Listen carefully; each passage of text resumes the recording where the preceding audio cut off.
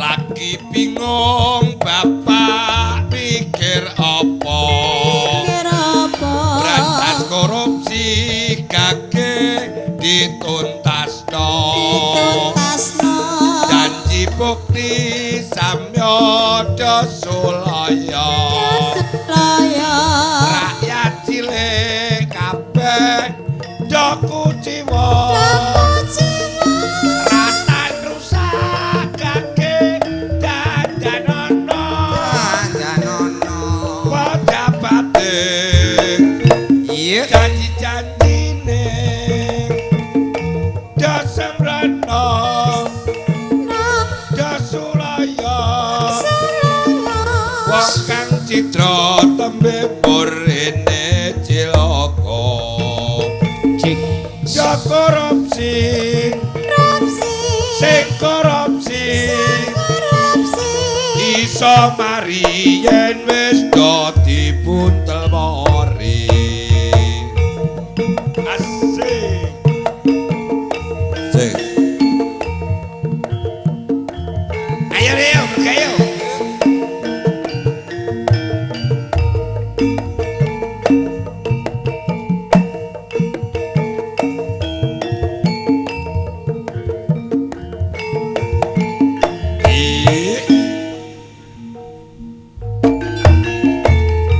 Lagi bingung bapak mikir apa?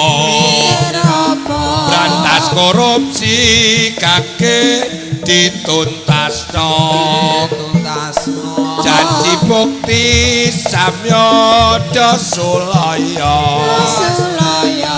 Rakyat cilik kabeh do kuciwa.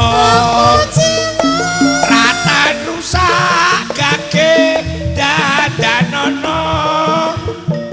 Pejabate janji-janjine do sembrono. Do sulaya. Wong kang citra tembe mburine cilaka.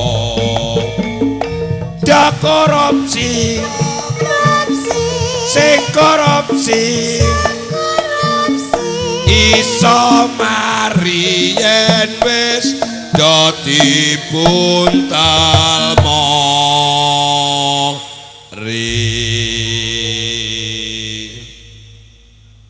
Penak ya Ngek ya? Iya ah. Kepenak ya kepenak. Kabeh wong sing diluru daya kepenak ah. Lah iya, kepenak nek wis kepenak terus lali wong sing ngisor iki apa marai? Sapa e? Alah wong ora roh iki apa? Wis jamane jaman tuwa to Ngek. Ya wis reti nek jaman tuwa, biyen ngasih iki ya atusan tahun kok ora tuwa. Maksudnya Indonesia merdeka iki lagi pirang tahun urung ana 100 tahun. Urung ana. Nek kene semono iki hukum karma wis berlaku kejam lho Ngek. Maksude Wong sugih padha ngaleh, wong melarat keberkahan jagat. Orang kaya tak berdaya, orang miskin do prihatin. Gunung Patuk segara muta. maksude. Rakyat cilik padha ngantuk, pejabate padha mlarah ngono kok ora roh kowe. Lah nek sing iku sing pejabat ta. Lah nek sing wong cilik iku sing penting atine tentrem, rukun, bahagia, damai di dunia ya damai ning gone akhirate. Carane piye urip tentrem damai iki carane piye nek kowe? Carane carane urip tentrem sing kepenak. Lah iku nek ora arti urip apa sejatine urip ya enteng ora urip lah. Kowe ro karepe urip iki ro. Lah nek aku iku singkat padat berisi santai kok. Jajalan karepe urip iki apa? Urip iki mawa arti URIP. Iki ana maknane. Lah musuh kowe ngono-ngono iku ora ana artine, ora ana maknane apa mbok jak aku. Kowe ora maknane Ngek? Lho nek ora arti gene. URIP, urip. Usaha. Jenenge wong urip ning alam donya iki kon usaha. Siji ya golek usaha lahiriah, ping pindho ya golek usaha batiniah. Sing lahiriah. Lahiriah contone mbut gawe samu barang apa dicekel. Contone iki lho. Sederek sepuh Bapak Andi. Iki apa ae dilakoni. Alhamdulillah ya barokah. Nekakno ketoprak mbake ketoprak dulure dhewe ngene iki rokok ya entek pirang-pirang ya duit kok. Lahiriah. Lahiriah jenenge wajib lurung ilmu siji ngelmu kanggo sanguning mati, ping pindho kanggo sanguning urip ya ning alam donya iku. Dagelan ra gadhek kok pinter cah. Lah ora gadhek ngene iki ya mbok jak bayar utang nurut-nurut ya aku kok. Ngek. Apa, Bek? Iki ya wis payu rabi. Ya wis ah. Sing mbok rabi ya wong. Gak kethek. Anak wong iki ya rabi karo wong. Kene ya mboke kok mentolo ngemiki. Apa mbok mino kirek wong aku iki anake wong. Daru pami lho. Kowe kirek ratan kirek ra doyan kok. Lah kirek ra doyan miwake mbok sate kowe terus kok. Aduh. Ngamuk terus kowe. R iku rukun. Maksudnya rukun. Siji rukun karo keluargane, ping pindho rukun karo tangga teparone. Contone iki lho, Pakku Deandi. Nyatane nek ora rukun, ora bakal ana wong semene melekan danteng mlungker ning omah. Iya. Wong-wong rukun kawit sore tak delok kok kiwa kok tengen kok etan kok kidul kolon. Iki tamu lumintu kaya banyu mili lho. Dadi kudune penting wong urip iki rukun ya, Kang. Lah nek ora rukun ya nek wong ora rukun lho aja meneh kok uripe. Matine dirasani wong kok. Nek ngrasani piye? Lho ngene ndek urip kok gagal kok mbek mendilini ya. Nek wong ora rukun. Ngono ya, Kak. Lah nek rukun kepenak ana gawe kluthik ngono ya tamune ya akeh. Kalong-kalonge lho saiyek saeka praja. Kawit sore wedang metu, mripat ucek-ucek lho sego wis metu. Lho lagi nglilir lho gedang godhokane metu rong nampan kok. Lah aku turu kebrekan gedang godhokan ngasih kok tele-tele panase ra karuan. Tak sawut aku. Alhamdulillah iku menambahkan kerukunan are. Ngono ya, Kak. Aku takok, Kak. Apa e? Wong Arab karo wong Jawa iso rukun sing rukunna sapa? Lah sing rukunna ya awake dhewe lho Ora kok. iso. Lha nek kowe? Ya nek aku sing rukunna ya Cina. Oh bocah bento. Lho bocah iki gak percaya. Kowe Wong Arab karo wong Jawa sing rukunna Cina. Kowe ku dagelan bayar akeh kok gluyur pikiranmu. Ora percaya nek kowe. Ora percaya. Lah nek kowe kok iso tembunge sing rukunna sapa mo? Cina. Cina. Ya dilihat dari tulisan. Lah iso. Lah tulisan Arab kok disangane? Kok tengen mengiwa. Nek tulisan Jawa Kok kiwa maranengen. apa tabrakan dipisah tulisan Cina kok dhuwur pengisor sret. Ora tok nek dagelan koyo coro ngene iki. Masalah tulisan. Ya aku ora tau tumono tulisan Cina kok ngison celorot munggah itu. Gak ada iya. Oh, srekal-srekalan. Iman. Maksudnya iman. Ya iman jenenge wong urip iki diwajibno iman. Iman sekabehane iman karo Gustine, iman karo kitabe, iman karo malaikate lan sepadha-padhane. Percaya. Maksudnya percaya. Percaya anane Gusti sing Maha Kuwasa sing nyiptakno bumi lan saisine, sing maringi rejeki, jodoh, pati iki Gusti Allah Subhanahu wa taala. Ora nyonggah nek bayaran pirung-pirung lah. Apa bok, kok dagelan kaya kethek kok bayani kowe. Lah kok aku ora kepethuk kowe suwi tak inting-inting are. Lah aku saiki takok kowe kancane pinter tenan kae. Lah sak kesele lambem tak jawab kok aja sore enteh kok. Kene apa bayi lahir tangane kok gegem mek modiar kowe. Lho takok mok jero iki. Lho iki ketoprak apa pengajian e? Lah ya iki takok kudu mbok jawab ora iso kowe ora tak imbohi bayaranmu kowe. Bayar. Kene apa bayi lahir tangane kok gegem. Oh, dagelan keparut jas sicok iki. Aku iki kudu jawab. Ya iya. Oke, silakan. Demi saya lelekan nang daleme Bapak Andi. Nek ora ana ngene aku ora bakal teko ning gone ome Pak Andi. Tak jawab. Jawab. Kena apa? Bayi lahir tangane kok gegem. Anane bayi lahir tangane gegem. Iki adalah suatu perlambang. Lambange piye, Kak? Menungso urip asale brejet iki ora nganggo apa-apa. Kathok ya ora nganggo, kelambi ya ora nganggo. Lho Pak Lurah metu precet iku lah ya udo. Pak Carik metu precet ya udo. Kowe aku ya metu precet ya udo. Urung tau tumon aku bayi lahir metu nggawa linggis urung tau tumon. Maksudnya lho kenapa bayi lahir tangane kok gegem iki lho? Anane bayi lahir gegem. Menungso urip ning alam donya iki kepengin menguasai apa-apa. Asale ora duwe apa-apa. Ning bareng metu pecetet kaya aku iki lah lho. Ya kepengin duwe apa-apa. Denganane aku kuat tuku motor Alfa. Ketek. Lho bareng di rezeki kepengin motor Supra. Motor Supra tak dol kepengin motor RX King. Bareng RX King tak dol sak BPKB-ne entek ditarik bank aku. Ngawur bareng utang-utangan bekandak Allah. Lho jengene kabeh manusa urip ya kepengin duwe apa-apa. Dicekelan. Duwe cekelan samu barang apa yang gunakno duit saiki. Aja lali nek. Apa iki? Cekelane kudu siji sing kudu mbok ugeme. Apa iki? Kalimat syahadat ta. Lho wong Islam. Asyhadu an la ilaha illallah wa asyhadu anna Muhammadar Rasulullah. Perkara bondo donya derajat pangkat iki donya kenane lunga derajat pangkat kenane minggat. Betul pancene bener. Saiki nek aku takok. Apa? Nek apa wong mati ada disendakepno tangane nek jeleber kene gak? Aku tak mulai ae nek takokan jero-jero ah. Lho ya ora ya kudu jawab, Pak. Ya Allah, lho bocah iku kepethuk pisan apa mletekno bathukku cah. Lha iya kena apa wong mati tangane kok jeleber kene? Iki yo tak jawab. Jawab, Pak. Astagfirullahaladzim, Bek. Kowe nek ora kepethuk aku ora tau ngaji apa piye? Ada muni ngono astagfirullahaladzim masjid ora tau ada yang iso ngono iku kowe. Lho ngenyek. Aku nek jemuah ning masjid le. Kowe iki. Heeh. Mek apa kek? Pek sandal. Untung pucet kono. Yo ngibadah. Lah aku mang kok ngene rek kek.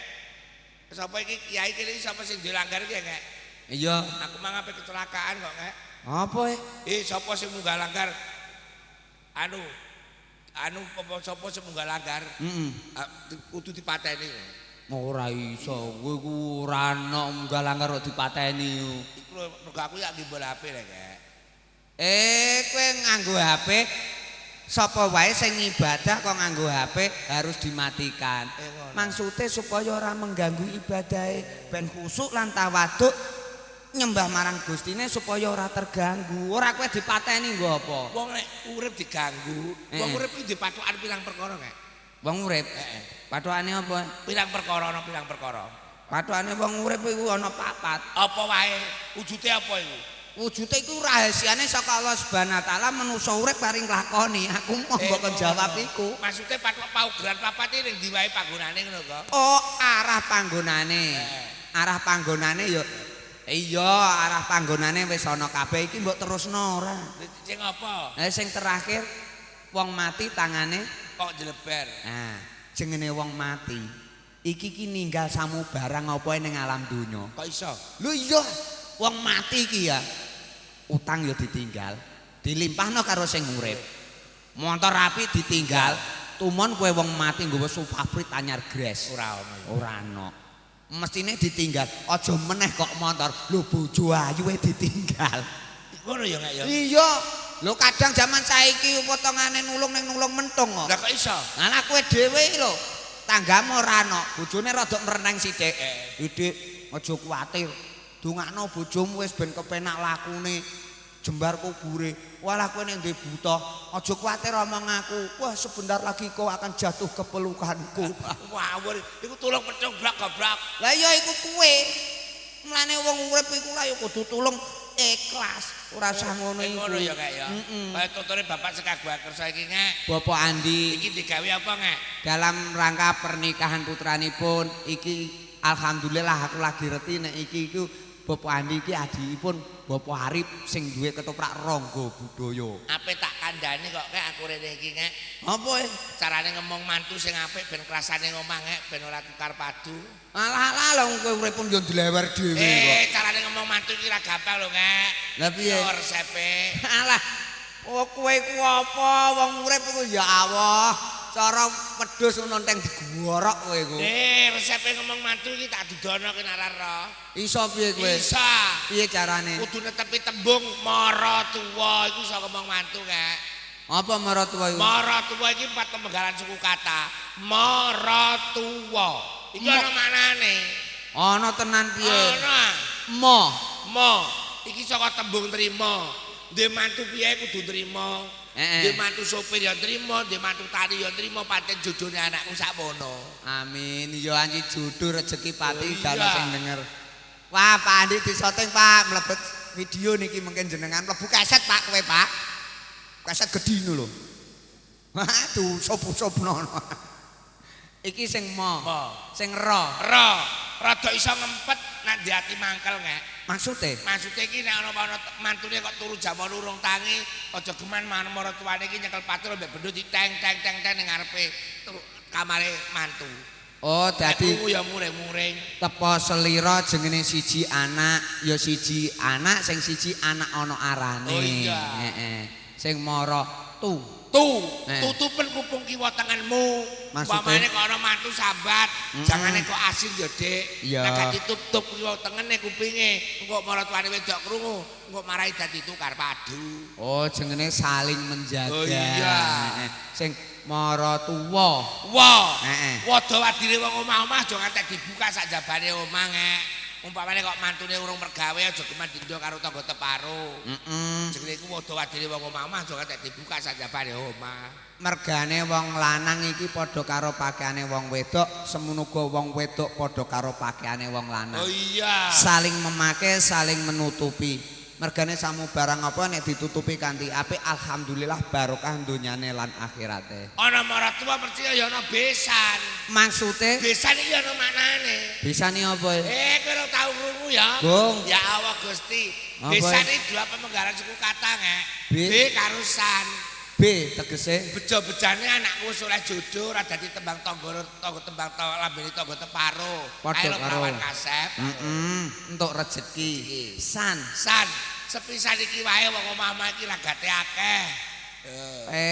Dadi besan iki sepisan ae mergane wong omah-omah ragate akeh. akeh. Mergane omah nek dikai ketentreman, dikai kebahagiaan, omah iku padha karo surga. Waduh. Lho, iku lagune ana wis kok. Lah kowe omah udah karo surga.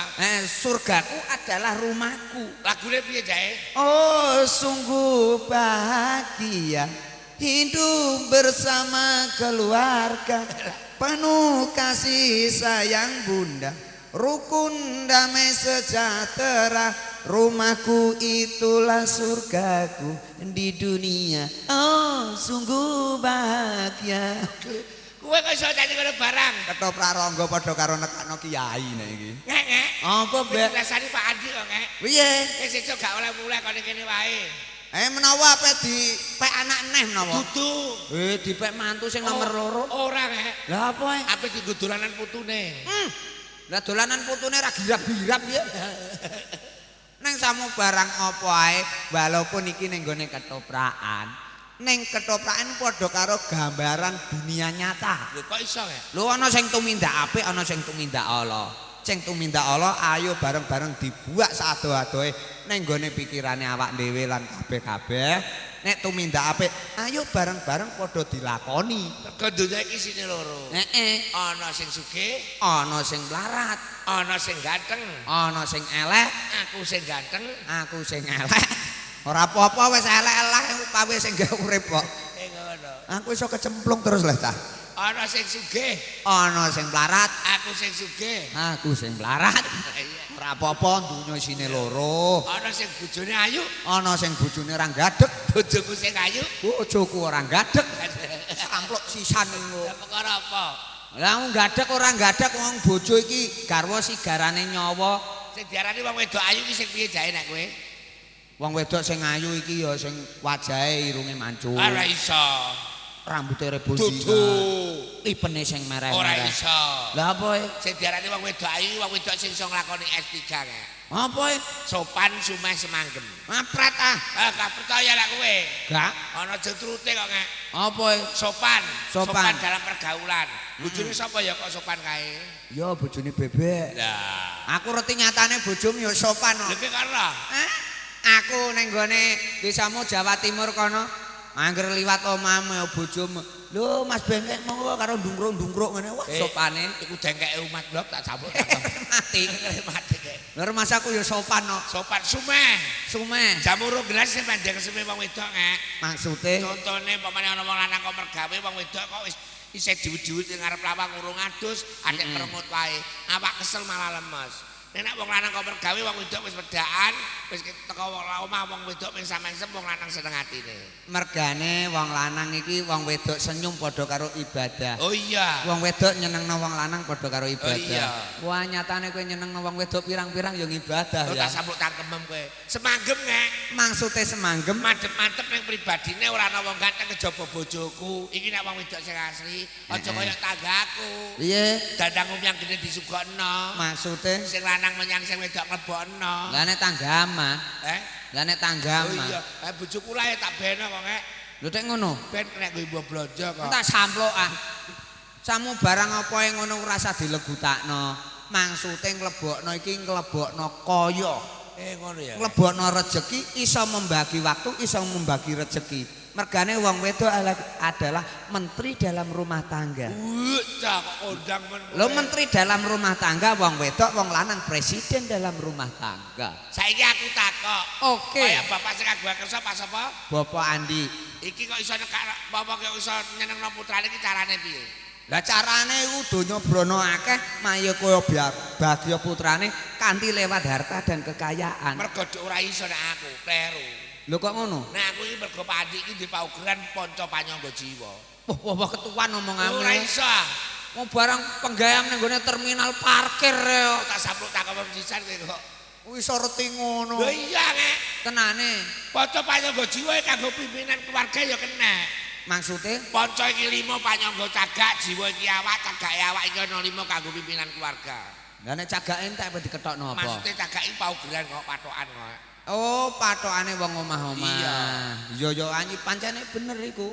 Hitungane nganggo huruf Jawa. Apa kabeh? Ana caraka wong 5 cacahe. Tenane. Oh iya. Iso piye kowe? Ora iso kene. Artine? Iya. Artine ana caraka? Ora kanggo pimpinan. Ho. Ayo bareng-bareng manembah marang sing kuwasa menurut agama dan kepercayaannya. Iya. Dadi anake dikongkon sembayang putra wayahe ben ketoke sregep. Iso ibadah. Sing no. Nata bali wis rumah tangga kaya contoh bapak sing kagungan kersa Pak Andi. Nata bali wis rumah tangga ketok ayo tentrem gemaripah lo jinawi Kartata Raharja. Noco. Cocak cek sauger cocok kanggo gawe apa nek diriwangi kating ibadah tetep cocok. Sing noco ro. Rokoke sipun putih. Halah. Omong amtek pakanan ae. Raja kaya iki mung titipan, aja ngaku sugih nek ora iso ngekeki wong ra duwe. Amal jariah sedekah padha dilakoni. Oh iya. Sing kaya akeh sithik disyukuri ngek. Kaya bapak sing kagungan kersa iki lho.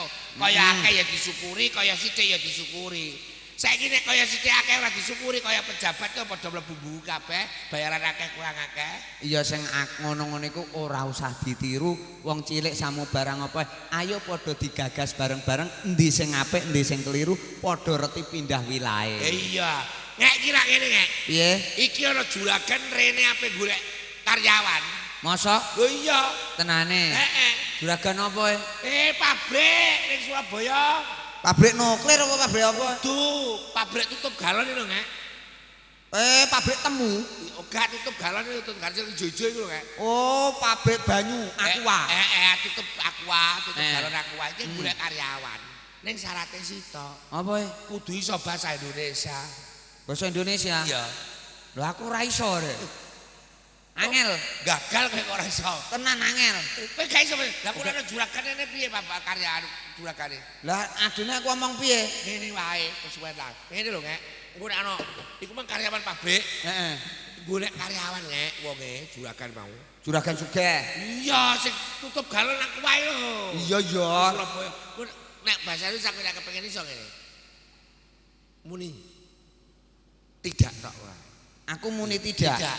Lah nek kowe sing ditakoki kowe. Usah karo usahku aku sing iya. Aku sing muni tidak. Nek timbang ngomong kleru, isi-isini wong. Ya wis aku angger anut tidak ya. Iya. Oke.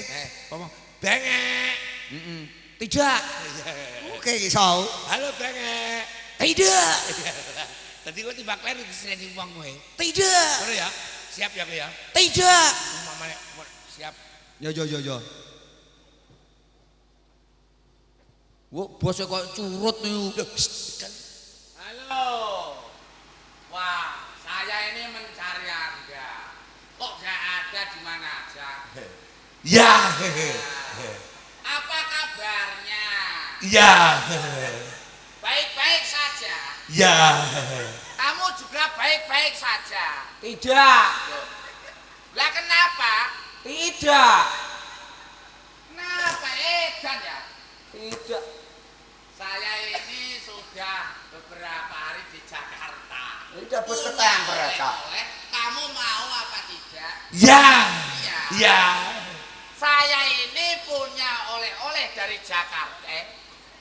Kamu mau apa tidak? Tidak. Kamu tidak mau? Tidak. Kalau kamu? Ya. Tak ambilkan. Bentar. Rene Apa? iku apa dipekno apa? Menawa seperti tak ini tidak. Aku tidak. Iya. Cocok ya. Wah, buntelan masa Allah. Gedene Banyak. tidak. Iya. Oh, iya. Loh, ini tidak yang buat gandeng Jakarta, Cah. Iya. Tidak. Ting. Mas Bebek. Mas Telek. Untung pucet kono. Mas apa? Tidak. Ono piye Mas tidak? Saya ini punya oleh-oleh dari Sumatera. Kalau tidak kamu, saya tidak akan mengasihkan. Inoi. Ini namanya bungku. Bungku dari Sumatera. Lho bungku Sumatera iku letane karet apa-apa lah, Cak? Kamu juga mau? Ya. Saya itu punya sedulur sama kayak kamu itu senang sekali. Kalau Bungku. dikasih itu terima kasih. Ya. Bungku kok Sumatera. Ini untuk Mas Bengek. Iya. Kamu juga mau Bugis? Tidak. Tidak mau? Tidak. Tidak mau ya udah. Kamu mau, Bek? Ya. Saya itu sangat senang sekali. Yo, bola aku kaliren. Lah aku kok iso muni tidak? Lu kan muni apa? Tapi nek ijo ra piye Gus ya. Lah aku nek kok aku kono ya. Iya. Oh iya di. Iya. Apa oleh bolu nek? Kowe tidak lho. Iya. Tak tonyoni lambe manggar kowe muni. Bengek. Iya. Kok. Ini gending ter-ter. Bungku kok Sumatera. Iya. Mas Bengek, Iya. Apa iki? sesudah makan bungku, sesudah makan Bugis, pasti sereten. Saya kasih minum dari luar Jawa ini. Wih, lah iki banyu peceret ta boleh, Cak? Nah, kamu mau apa enggak? Tidak. Hah? Tidak. Tidak mau? Tidak. Enggak Enggak apa-apa. Tidak sereten? Tidak. Ya. Ini ada banyu, kamu mau apa enggak? Iya. Kamu enggak mau? Tidak. Kamu mau apa enggak? Iya. Kamu mau apa enggak? Tidak. Tidak mau? Tidak. Banyu? Tidak. Kamu mau? Iya. Ada apa? Jim. Ya wah, sing ngombeni kok mataku lele. Kenapa? Aku mau dak muni. Lho kok iya. Kalau enggak mau ya enggak apa-apa. Ora apa kok pure. Isa iya iki bolune ape teko. Bolune ape teko. Bolu untung pucet kono. Saiki bolune ape teko. Kowe bongko. Saiki bolu teko iki. Bolu. Iya. Bengek. Iya. Bolu. Iki kok bolu kok Pakistan gedene semondo truk. Ban serep iki lho. Iya. Kucit kowe. Ora karo bojo bengek mau bolu. Iya. Ting. Woi, Bro. Cah iki sandone ngocot Minang piye, Cah? Saya ini dari Jakarta bawa uang beberapa juta. Dompet saya kok hilang. Kamu yang mencuri ya? Tidak. Hah? Tidak. Tidak. Tidak. Benar. Tidak. Gak bohong. Tidak. Mencuri santap. Tidak. Dompet juta-jutaan. Kamu ini tahu dompet saya ya? Iya. Kamu yang mencuri? Iya. Benar. Iya. Aduh. Eh? Iya. Iya. Jadi kamu yang mencuri? Iya. Dompet saya hilang. Iya. Kandanan nih kok iso. Kamu mencuri apa enggak? Tidak. Tidak mencuri. Tidak. Kamu yang mencuri. Iya. Ada. Ora patek nerok. Olah. Kenapa? Dari nganu bolu kok Pakistan arek. Dompet aku. Banyu aku. Lho aku melu sepisan kowe gagal otak aku. Tadi Pak Lara. Dagelan iki aja kok elek dhewe. Anggere ana balane barek iri kowe kok. Alah, Barek apa foto kiri era doyan. Ya lu tak gandrung piye? Ora dodal. Ngono bojone kok pitara ngeloni. Lah bojone kok elek ana ngingeti wong lanang elene wong wedok. Iya. Ora Mulane dodal. karo kancane iki sing apik. Tidak. Oh tidak. Karo kancane iki sing apik. Umpama kok kancane tulung tinulung, ya ta? Ringan sama dijinjing, Berat sama dipikul. Dadi rukun agawe satu setelah agawe bubrah. Gotong royong. gotong royong. Berat sama dijinjing, ringan sama dipikul. Dadi samu barang apa ya diatur kanthi apik, kabeh apa ae ya disangga bareng-bareng. Berat sama dipikul, ringan sama dijinjing. Rene lho. Iki nek ana wong ngomong klumpuk kok. Ora jelas omong. Geting aku. Berat sama dipikul, ringan sama dijinjing. Berat sama dipikul, ringan sama dijinjing. Tak kok bakal iki. Aku mangkel aku. Mangkel lari kok iso. Lah wong role rembung yak-yakan ngene. Walah ketoprak role kok oleh dapure terus. Wedokane lak doyan digandrung kowe. Lho justru malah laris. Iki lak ketoprak Tresno Budaya iku pancuran. Wah nyek lek shootingan ndek nganane sekali jret kaset metu 2000 kaset payu kabeh. Perkara apa? Nggo nyembong segara. Campur wonten. Aneh lho. Bapakane nek kaset tak payu. Ngek. Apa bek? Wong iki elek apike kabeh kita sing kuwasa. Mah aku nek berat sama dipikul Ora mbok ilangno. Ngono kok biayaan. Piye? Iki sisi kesehatan kepada masyarakat kene terkhususnya ngek. Ayo bareng-bareng jaga kesehatan. Wah sing nanggap ketoprak aku tak klaim kowe. Kenapa? Lah iki nampan iki ora arek onone 6.000 are. Ora masalah wong jenenge nakal tetep bali berkorban. Kok wani berkorban nek kowe ngejor janjanan kok. Wis kiraku mrempul tenan kok jan yo. Iya, tapi kaya betet cemplendung kayak kowe. Ngopo? Maksudnya kayak bareng-bareng jaga kesehatan. Heeh. Sehat adalah apa? Bur. Iya, Bek. Siap pesen bur karo masyarakat kene. Selok-selokan sing mampet ya ayo padha diresiki. Ngono. Ya sehat adalah mahal. Heeh. Mergo saiki ora kok musim kemarau tok. Apa? Musim kemarau saiki dadi musim hujan. Syah. Dadi awak dhewe jaga kesehatan iki perlu. Jaga kesehatan. Sehat adalah mahal. Ping pisan ping pindho, Ngek. Hei, Dhewe anake sak kira gedene. Pan, aku gedene ora rawis TK. Loh. Wis ora rawit TK iki maksudnya piye? Anakku wis sekolah TK wis gede. 7 tahun ora rae. Lah iki pesen mbok bawa numpak sepeda motor iki hati-hati waspada. Kok kecelakaane ora kok mung batere numpak sepeda motor ora. Akeh ratan sing rusak sing ora padha ditata mergo iki kabeh mung kanggo giliran. Anakku mbek 7 tahun numpak motor digas 2050 tok. Ah kok ngamur wae. Kecelakaan iki berbahaya. Wong iki ora ana wong susah, ora wong berat iki kejaba urusan polisi karo urusan rumah sakit. Mergo sehat adalah mahal. Antibiotik 800 kayak jak suntikan. Ayo, liput masyarakat kene. Ngono. Kayak lagu ah, Bek. Kayak lagu apa Kak? Kowe lagu ngapain? Aku untrek-untrek geng. Aja ngono, Go. Ono lagu untuk gini. Aku ki ra iso nyanyi, mbok kok nyanyi. Ayo, Pur. Apa? Biasa lagu apa biasane? Aku ra iso nyanyi. Sing awan monggo ta orang. Wis tanggo suara kon serah. Iki ngono. Iki ngene ya, Pur ya. Anu, ayo Kak, iki pada tangi. Bangun. Dikai kegendingan sing apik. Apa Kak? Jeneng apa? Yo, aku iki seneng kabeh kok. Ayo jajaran kowe. Diparingi tayub ae ben seger. Diparingi gegendingan tayub. Aku sepisane kok mbok plotor terus lah, Cah. Diparingi gegendingan tayub. Nggih, wis sak candake sing penting penak. Contone kaya dening becak pati. Sithik iding padha rata ora ketang piye ya. Samu barang apa nek digagas ya kepenak. Becak pati iki termasuk pekerjaan ya ana sing becak, ana sing ngumbal. Ora masalah. Mencari dasin medhule Cokrowan. maksude. Kowe kok pinter. Sing penting ora iya karo tidak. Wah, nyor badok.